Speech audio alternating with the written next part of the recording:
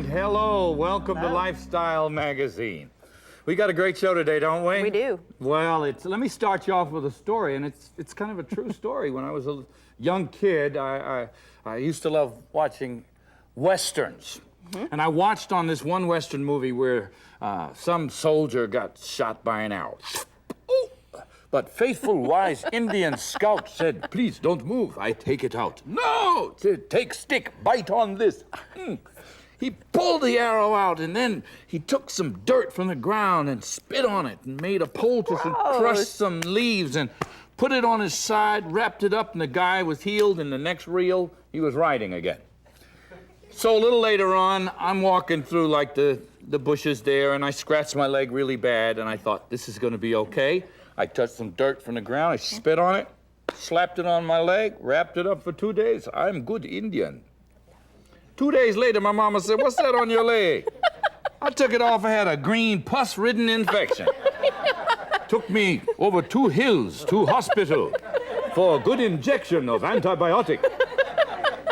Well, it would have worked, Clifton, if you hadn't spit in it. What'd you spit in it for? That was probably That it. was the problem. No, Wives' tales, I didn't huh? do dumb things like that. You didn't? No. But when I was pregnant, I heard a bunch of stuff.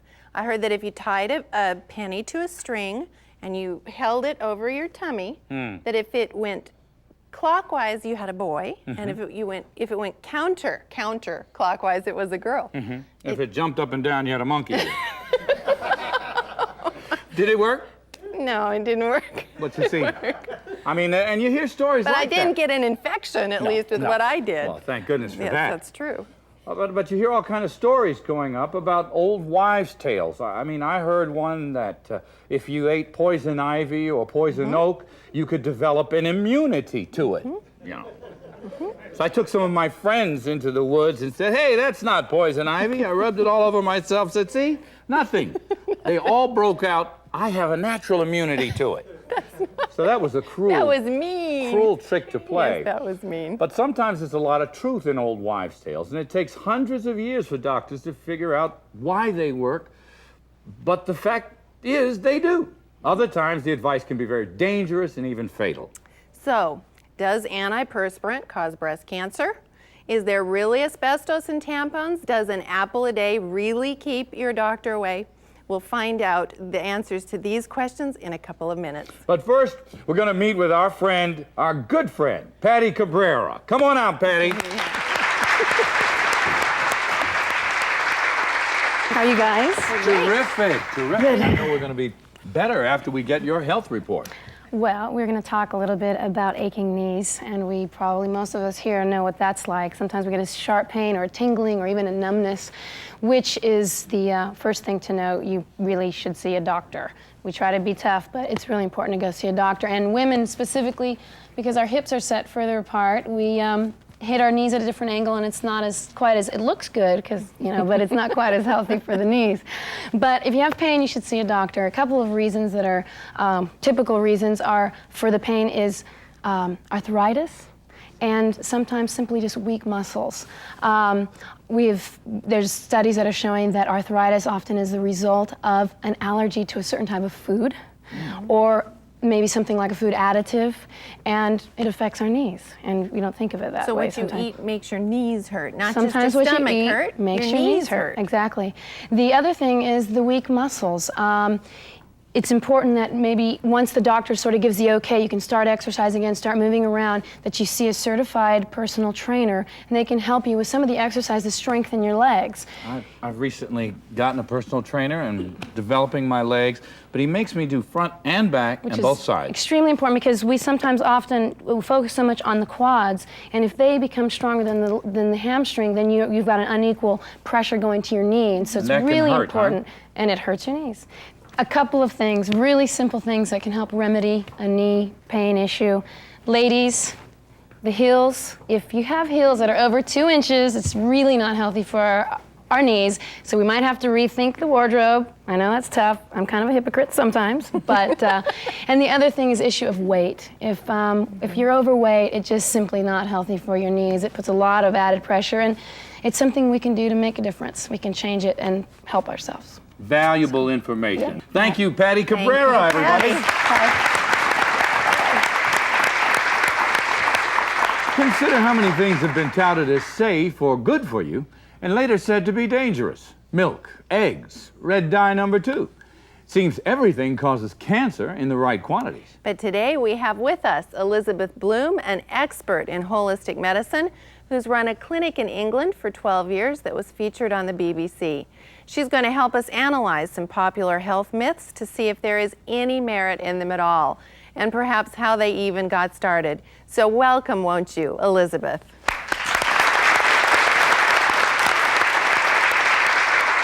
Good to have you here. Thank you. So this apple a day, that's Yes. probably the oldest, isn't it? I don't know. But the apple a day, does it work? Well, it works if you want the doctor to come or stay away. It works either way. Depends In other on if words, you've it got it. doesn't work. If you don't use it, it doesn't work. Yeah. How about what I heard as a kid? Now, I really did hear that if you eat poison ivy or poison oak, you can develop an immunity to it. Did it's you try? that ridiculous that it makes you break out in laughter. I hope you're not that naive. I was at 11. No, I You was didn't do it, I was okay. naturally Well, immune you did to that it. mud thing. Yeah, but Yeah, I I rubbed heard the about stuff that. on me. I never broke out. All my friends Well, did. the poison ivy thing can be a little fatal, depending on your own constitution. But there's a homeopathic remedy called Rus Tox that should be in every person's first aid kit at home. And if you happen to run through a field of poison oak or poison ivy, you can take the Rus Tox. It's a natural antidote. Everybody has a folk tale, an old wives' remedy. You know, when you're ill, you want to give the body the most time that it can take to heal naturally. So good, nutritious food is always better than, you know, popping something in the microwave. You know, you let the body have a fasting area of time to recuperate because it will heal itself more often than not. And a lot of the complementary and alternative practices are not a lot, but many of them are based on commonsensical principles. So when you've got a body that's breaking down into common viruses and bacteria and moving on into even life-threatening illnesses, you have to go back to the basics and look at the detoxification of the body in order to allow the immune system to heal and support you. Now, when you say detoxification, what exactly do you mean? I mean, is it a natural thing that we do without augmenting it, without some kind of, I don't know, drinking thousands of juices, gallons of juice? There are many things that you can do. I mean, we do evacuate on a regular. We have 5 eliminatory organs in our body. We women, men have 1 less. But you do need to keep the body. It's your temple. You need to keep it clean and healthy. And we put a lot of junk into it, consciously and unconsciously. So there's many things that we are ingesting continuously that are putting stress on our body. And yes, you cleanse the colon, you cleanse the liver, you cleanse the lungs. You even need to cleanse the brain transmitters.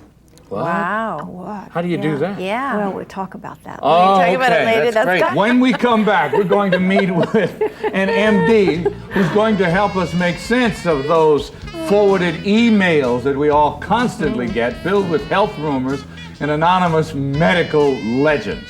We'll be right back.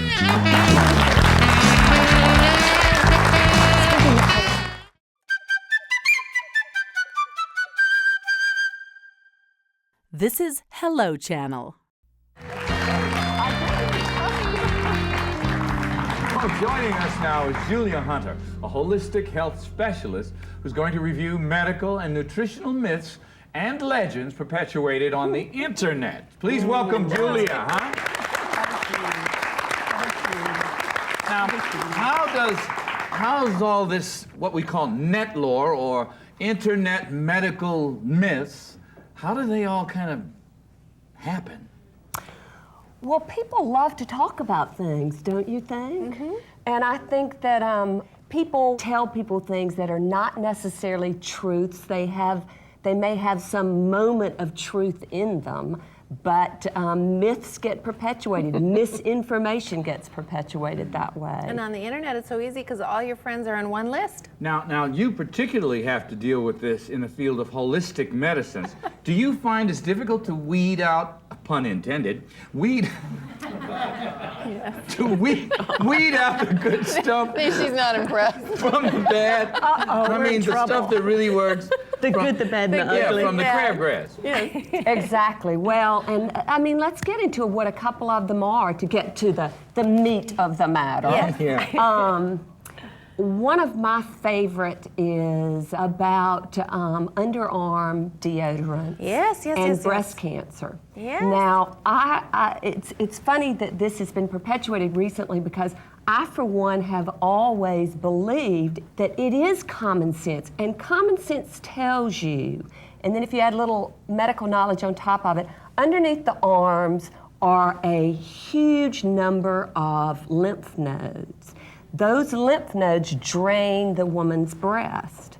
And what antiperspirants do, and if you read on the side of the bottle, what they do is they get into the sweat glands that are underneath your arm that sit on top of the lymph nodes.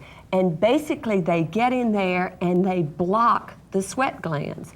And there is a growing body of evidence that, in fact, there could be may true. be significant Why merit can't you to just that. like sweat out somewhere else and not sweat there? Well, there are also alternatives to those antiperspirants. A lot of people have seen the rock crystals. Well, don't they just stop the perspiration too? You said rock crystals, and y'all started talking like Yeah, y'all there's this- old girlfriends there's that this- had a cup of tea this morning, and you know all about rock crystals. I don't know nothing about no rock crystals. You're gonna have to tell to me. the grocery store and shopping recently? What do you do? No. Seriously, rock crystals, how do they work? What do they do? What happens when you perspire is, and people don't like to perspire, but most importantly, they don't like to have body odor. Yeah. And body odor is caused by the bacteria that naturally lives on our skin. What the rock crystals do is it binds the sweat, it keeps the bacteria. level It down. neutralizes it. Exactly. So what it you're telling me sweetens though, up your bacteria. yeah, It but you're still sweetens your going to be bacteria. sweaty. But You're you're still still going. There's gonna- no way to get away from If that you're sweaty sweating, thing. there's a reason your body's sweating. I'm hot. Yeah. And you need to cool the body off. So you may have water imbalances. You need to go back Well, I and may begin have to pick certain days then. Right. Wear an You can also- antiperspirant. Yeah, but no, you can also use essential oils for this. Exactly. You know, lavender, there are many essential oils that are natural Yes. bacterial. I have another girl question. I got Sorry. one too. A girl question? Yeah. Okay, go Good, ahead. let's Maybe hear it's the same one. I mean, it's not, I can't really relate to it, but I heard something about asbestos in tampons. Yes. That's definitely a girl question. Well, again, to answer that question, let's go back to common sense. If you just read the label, most tampons, it will tell you are 100% cotton. Well, cotton does not have asbestos in it. So it's a myth. I would That's good. strongly Because if you're going to say take that it away was a my myth. antiperspirant, I However- don't want you ruining my tampons. But now there is something that we would like to bring up about tampons, and that is the cotton has been bleached with dioxins. So there are And- chemicals in those tampons. And are they dangerous? Well, let me ask you. Theoretically. Yes, let me ask you another question. Yes. Do you like taking chemicals in your food? No. Well, and your mouth is a mucous membrane, correct? Where the tampons are going is also a mucous membrane. So you absorb them. You absorb them extremely quickly. Oh, you guys are just full of good news. I know, we're just a barrel of laughs. What else? But there's an alternative. Oh, don't you tell me. No, Yes. the alternative, there's several alternatives as a matter of fact. Number one, A hysterectomy. you No, can no, now no. find in the stores organic, unbleached tampons. Okay, so that is available. And those are available Yep. All right. everywhere. And if they aren't, you ask your grocer for them because They're they there. can procure them for you. Okay. And the other thing And- that I've been turning women onto for 20 years are natural sea sponges. You soak them in apple cider vinegar and then in hot water, and you cut them to fit your size, and you insert them just like you would a tampon. And What about one more before we break away? Tell us one of the wild ones, one of the wild wives' tales that you've heard. Picking the wildest is hard. All We're right, gonna we'll have to give talk them- about give it them a during the chance. break. Carrots We'll talk and about eyesight. it during the break, and we'll be right back.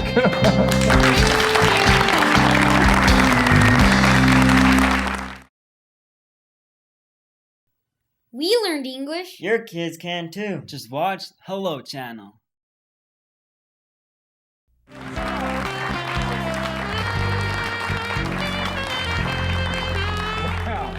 We are talking today about old wives' tales and internet medical folklore with Julia Hunter and Elizabeth Bloom. All right. When we broke away, we talked about one of the wild ones, and I heard something about a chihuahua and asthma. Yes, if your mother buys you a chihuahua as a kid, your asthma will just disappear. You know? Any truth in it? Of course not. Well, I don't know. What about this? If you open a can, you should always take your food out of the cans. Don't put it in the refrigerator in the can. Is this just perpetuated by people who sell containers? Well, that originated when there was more lead and botulism. Yeah. And more it's not orthodox true? would say it's not true, but I would say it's true because most of the cans are made from aluminum. And aluminum will help to perpetuate aluminum poisoning in the system. So especially for Alzheimer's, and we don't need to have excessive aluminum in our bodies. So you still think it may be you true? definitely get that food out of a can. And why are we eating out of cans anyway when there's fresh food around altogether? Period. End of story. Aluminum and Alzheimer's disease. Is that a myth that has veracity? There's a biochemical correlation that even Orthodox medicine is coming up with heavy metal and toxic poisoning. And we need to, be very conscious as consumers what we're taking into our systems these days and how we're cleansing. I mean, we go to the dentist and we clean our teeth and we take our car in and the oil is changed and we're servicing everything. But why are we not servicing our brain? I don't know if this is a wild tale or holistic medicine. Have you ever heard of chelation therapy? Sure. You have? Yes. Is that a good thing? Very good. I am a great Take it away. proponent of chelation therapy. What is chelation therapy? Well, there are different sorts. The IV chelation therapy is an intravenous therapy with a small needle.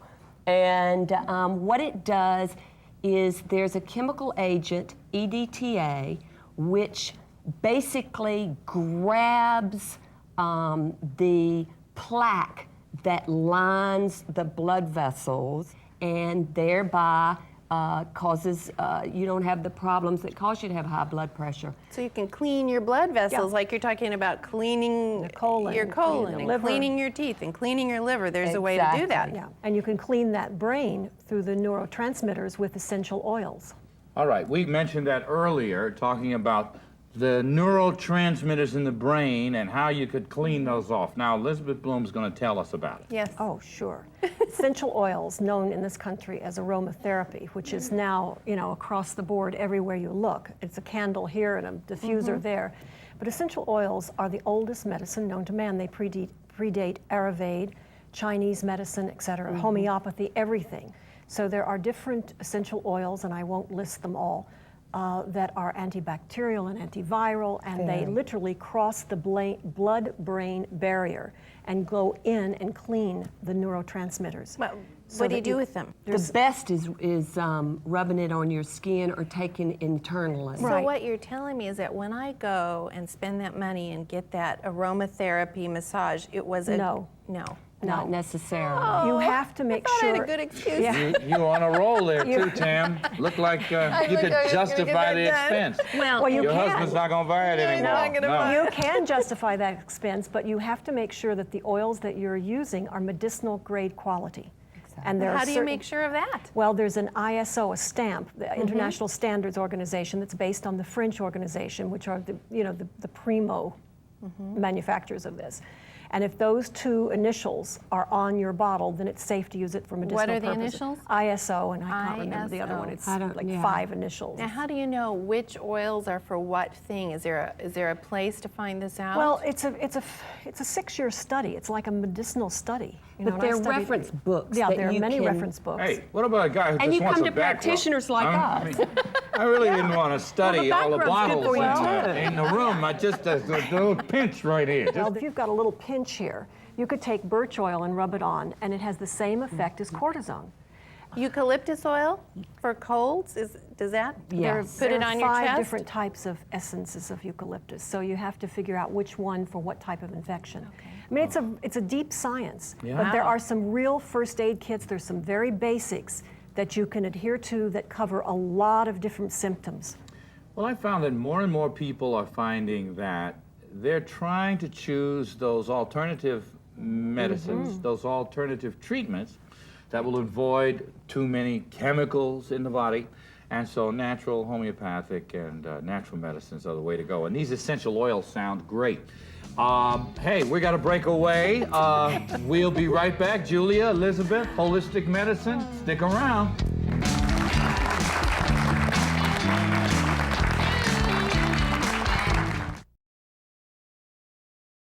Hello. Hello. Hello. Hello. Hello.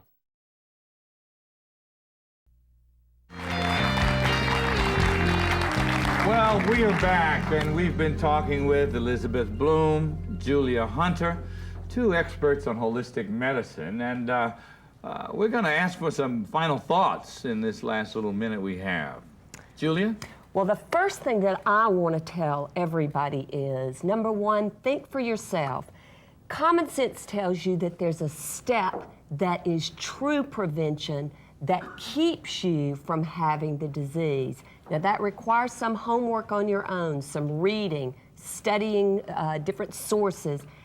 Read the labels, read for yourself, and find a good practitioner that you can trust and you feel comfortable with, who makes sense to you. How about you, Elizabeth? I second that wholeheartedly. You need to find someone who's willing to educate you, not just treat you, because it's a 50-50 responsibility. You must take responsibility for your own health and well-being and those that you're responsible That for. word keeps coming up. Absolutely. Personal This responsibility thing. So thank you so much for being with us. Let's thank them.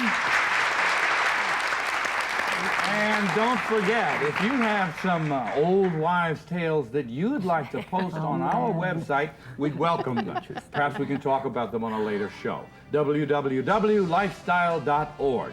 I'm Clifton Davis. And I'm Tammy McGrew. Have a great day. God bless.